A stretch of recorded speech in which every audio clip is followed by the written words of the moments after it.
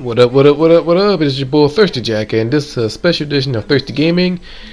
And right now, I'm watching Impact Wrestling, seeing Hardy's boys, Jeff Hardy versus Matt Hardy, in which I would do an impression on that match very soon. And the gameplay I'm going to show you right now is UFC 2, as I play as Nate Diaz and Mike Tyson in the next video. And there's two things I want to talk about. Is something I saw on IGN, and also I want to do a special review on Desiinger mixtape, New English. But the first thing I want to talk about is there's something I saw on IGN.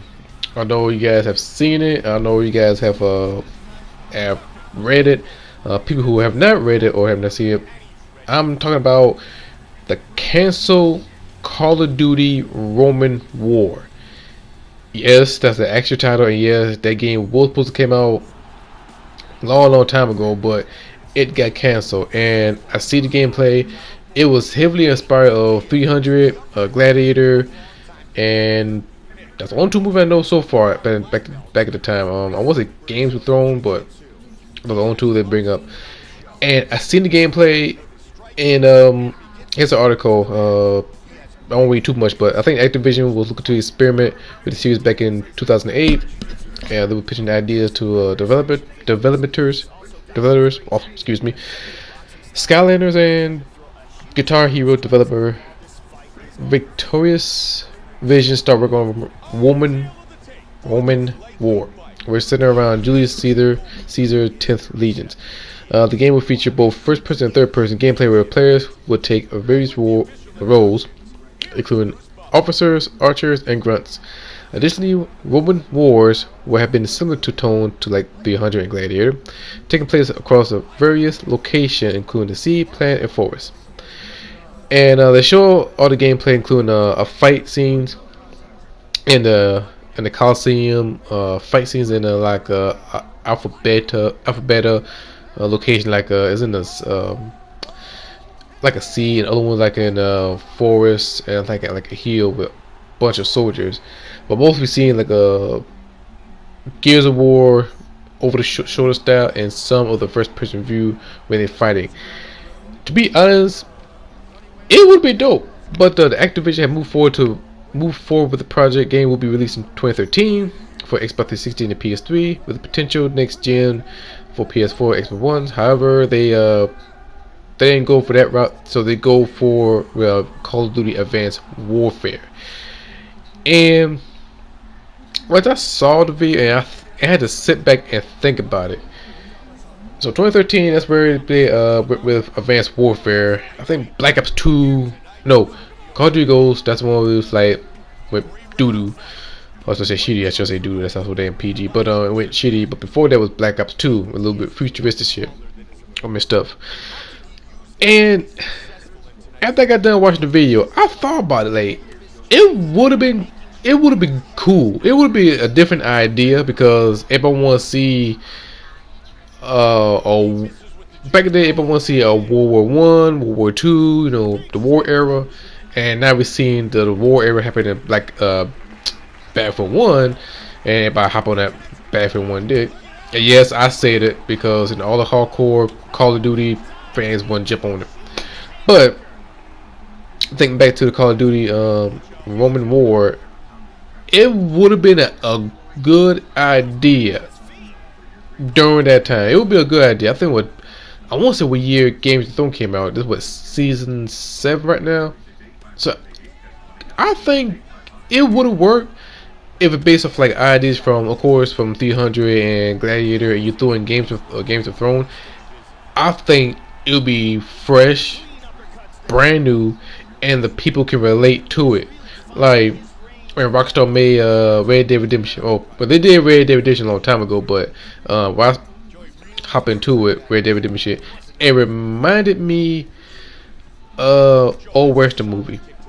Wait a minute, that's the wrong example. I try to think. Eleanor. Here we go. Eleanor. There we go. Much better. When Rockstar made Eleanor, I saw it. It reminded me of Bulwark Empire. During that time, and it was a popular show, and I can relate to that one, and I can relate to Eleanor. It was a good mystery story and a good setting.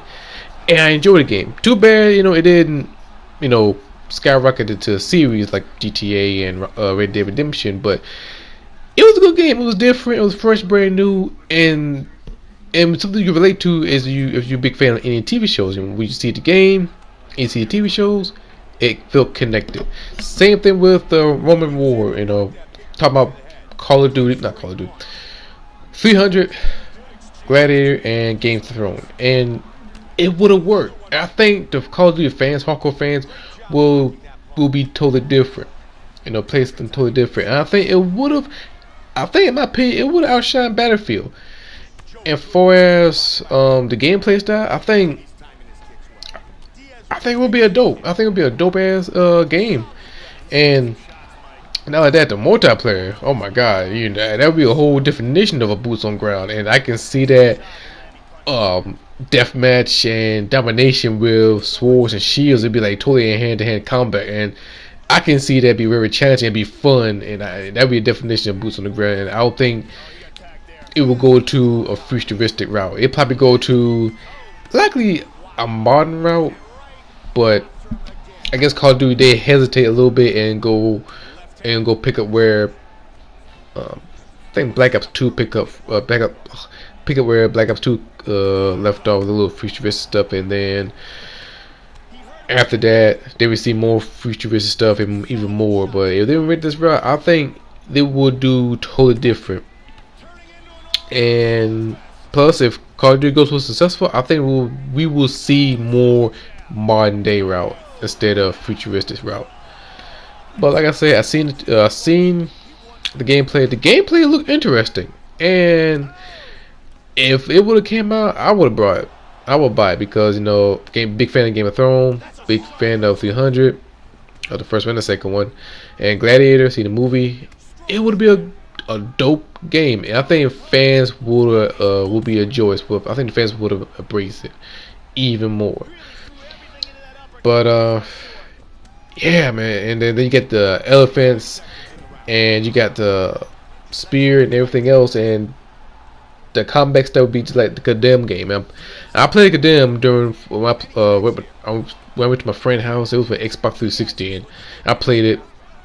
It spooked me, and I don't like spooky games, but I could see that happening. And the elephant, and it would have fit perfect for the campaign. And I would have think about how the kill streak would have been if we played multiplayer during that time, the Roman War, Call of Duty Roman War. I can see it right now, but like you hit the kill streak and you see a bunch of arrows coming up from the sky, or big ass what's it called, a launcher with a flaming rocks. It would be an interesting game. It would be fun game. But yeah.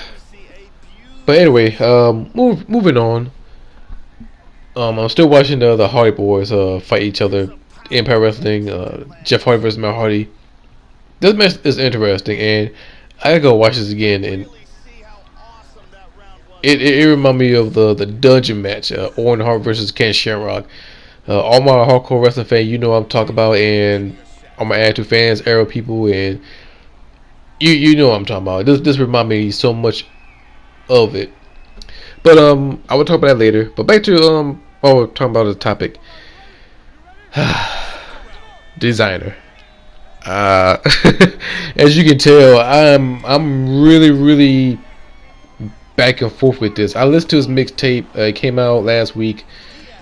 First it was on Tidal, then I tried searching for it, I think, and then it popped up on Spotify. I found out Spotify on this week, and I listened to the mixtape, and to be honest, dead honest about this, it felt rushed. I mean, I like Desiinger. He very unorthodox. People say he sound like Future. They sound like, I say this, they don't sound like.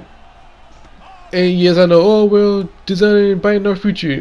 Hey, if you guys listen a little bit closer, Future got like a light tone voice. He got a light tone voice. If you listen to Designer got that rugged tone. He got that, that kind of thing. And Future, let the metro don't, that's those two different voices. I know that's two worst voice examples for 2D. That's one of the worst two voice examples. But you know what I'm talking about. Them two guys may sound a little bit similar, but they both sound different. Designer got that rough, rugged New York tone, and you got Future got a light tone. Two different sounds, but the Designer knew English. It felt rushed, and it didn't give you much. It didn't give you that feel like a mixtape when you can sit back and listen to it. And like just like one of my favorite artists, No Malice, the one half of the Eclipse, he say this: "You gonna play this mixtape as like an album."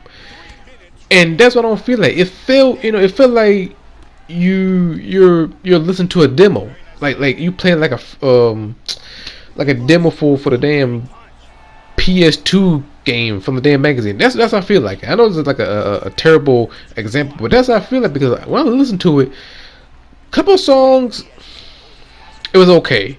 It didn't feel like you want to go back and listen to it over again. Like, prime example, Wale, Summer on a Sunset. That mixtape was phenomenal. It felt like it's like a part 2 of Album About Nothing. Great music, great album. The tone was easy. Every like the first 2 songs, you know how the tone of the mixtape is gonna be, and it felt like an album. And plus, I really like the song "SmackDown vs. Raw" featuring Jim Ross. That song was good. And also listen to Logic. I like Logic. Bobby Tarantino, great mixtape. I think it was a mixtape or album, but it was a mixtape. But that mixtape was awesome, and you felt, embrace of it. You felt, you felt more welcome into the mixtape. But with Designer, it doesn't feel that way. It's kind of like it's fast. It's like one song, okay, you try to get into it, then move on to another one, and another one, and another one. The one song I really like was Caliber. Also with we did with Pusha T, I think with Jet. Let me go back check it out on Spotify. I listened to it a couple of days ago. But I try to give a Designer a chance, because this is mixtape, and sometimes you know how music industry goes. One thing is a mixtape, other thing is an album. Sometimes it'd be a mixtape comes out, we say, oh, this is my mixtape, and it becomes successful, oh, it's an album. But the album start flopping, oh, this is a mixtape. So that's how it goes. But overall, the song we're talking about with Jet with Pusha T, That Day, by himself or somebody else. I listened to that song. The one thing I did notice was some of his verses came from his freestyle. Oh wow. Sorry, I watched the Hardy Brother match. Wow, that's crazy. But I'm sorry, I'm watching the Hardy Boys. But as I listened to the mixtape, the couple of songs, a couple of verses he did bring it from freestyle. Like That Day, he said the same thing. It was a New York radio station. It wasn't the one from London. It was that one. And if you listen closely, he say the exact same bars from it. And the other part, he did say he said the same thing from the song Blue Moon. Even that song was in the mixtape. So I felt it was rushed and it was a lack of originality. You know what I'm saying? If you did a freestyle's one thing, but if you take the same freestyle and you put in your own mixtape, that's kind of recycled. It's kind of like listening to a comedian and you hear the one joke before from last stand up, and then the next stand up you hear the exact same thing. It's not funny anymore. Same thing I compare with with different kind of stuff, and that's what I compare with this song with Desiinger. You know, he say the same thing from the verse into in the mixtape. And I see why, you know, many people not to follow Desiinger, but me, I'm trying to give him a second chance, and I'm waiting for his album to debut this year, The Life of the Desiinger. And I hope we come out with a big banger, because this mixtape, it felt rushed. And whew, you know, got a song Panda, of course, Panda. And I'm just rooting for him to be successful. And I like Desiinger. I like Desiinger. He's a great artist. Fresh breath air. People compare him to Future, sound like Future, but he sound different. Also, another thing I didn't know was it was a freestyle, double XL freestyle, not the Team Turner one. That okay, I ain't gonna lie. When I heard the song, I tried to figure out what the hell he was saying until someone did a subtitle, and now you figure out what the fuck he's saying. Now that made no sense, but it was Edison Park, Lil Dicky, and of course Desiinger. I listened to all three of them. To be honest, the only 2 out of 3 was good was Lil Dicky and Edison Park. I liked them too. Desiinger, same thing. I've got a feeling he will use the exact same verse for his album, and that's what I feel like, because he gonna do that. And once you hear one of the new songs for his album, you gonna hear the exact same verse from the freestyle. But also a little side note from the freestyle, I like Edison Park. I'm a big fan of him through Dr. Dre Compton. You hear me talk about him. I'm a big fan of him. The one song I really love was Animal, and then I go check out both his album, Venus and Malibu. Great album. If you have not heard it, go check it out. It's available. It should be available on Tidal, Spotify, iTunes, Google Play. Go check it out. I don't think people buy CDs anymore, but but go check it out. And also, I like Lil Dicky. He did a song with Fetty Wap, and he did a song with Snoop Dogg. And I love Lil Dicky. He's very creative. He's very fun, but he's a good artist. And then Desiinger came up, and boy, he just dib-a-dabbing like ain't nothing. So yeah, that's my thought about Desiinger. But what I thought about the mixtape, New English, back to the mixtape. If I had to give a grade, I would say C minus. You try to understand what he's saying. If he some freestyle, he could say clearly. If it would have been a little bit clearer, then I would give more grade. The grade would be a little bit higher. If he got verses as original and brand new that I never heard before, not even heard from freestyle, then the grade a little bit higher. But since I heard the verses from this freestyle and some of the words, it just like mushed up together, it's just hard for me to enjoy and listen. I'm like, trust me, I enjoy all kind of artists, but he just, you know what? People call it the mumble rap, but you know what it reminds me of who I compare it to right now. He is the Mick Foley of hip hop. Let me tell you the reason why I say that. When you watch Mick Foley match, what do? He hurt himself. He been in the hardcore matches, and he screwed himself up. But people will remember that. And yes, Mick Foley do win titles, and remember, and will recognize the moment, embrace the moment. Well, what's the most infamous moment of all time? Is him get his ass tossed from the Hell in a Cell. That's like, and people would talk about it. People love it. But other than that, Mick Foley can tell a good story. He's a great wrestler, good storyteller. That's what Desiinger remind me. He is the Mick Foley of hip hop. It might be mumble, it might be he biting off, but damn it, you gonna sit there and you gonna listen to this man music, and you enjoyed it. Including with Panda. That's the most popular song ever. People love Panda to death. Me, I like Panda too. But I expect better from Desiinger, and I hope he come out as a banger. And I think he will pull through his new album, Life of Desiinger. And once that album drop, you know me, I would definitely give my honest opinion about that album, about the artist. The next one I will do. I hope you guys enjoy the topics. You know, I had fun with it. But the next one I will do a review this week.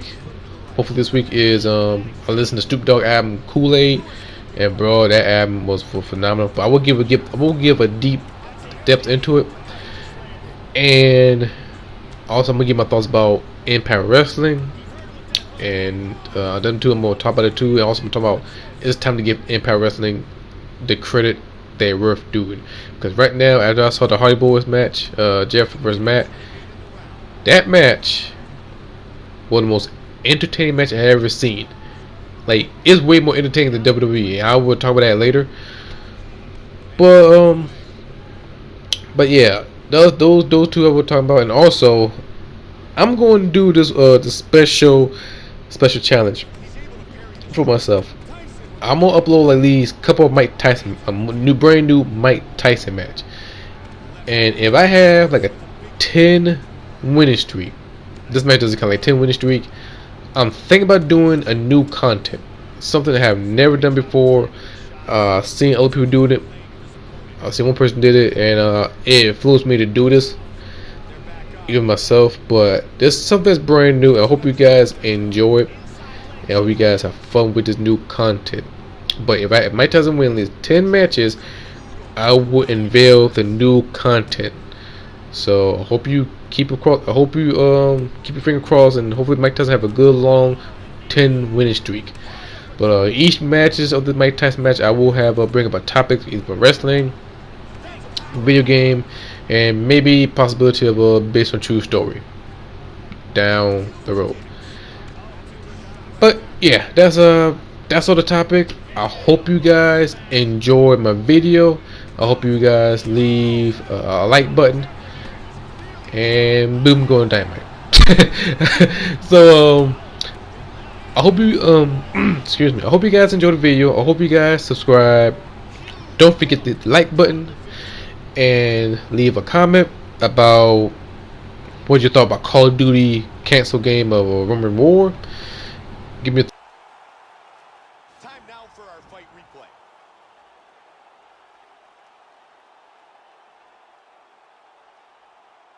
Let's take a look at it one more time. Here's the knockdown, vicious strike.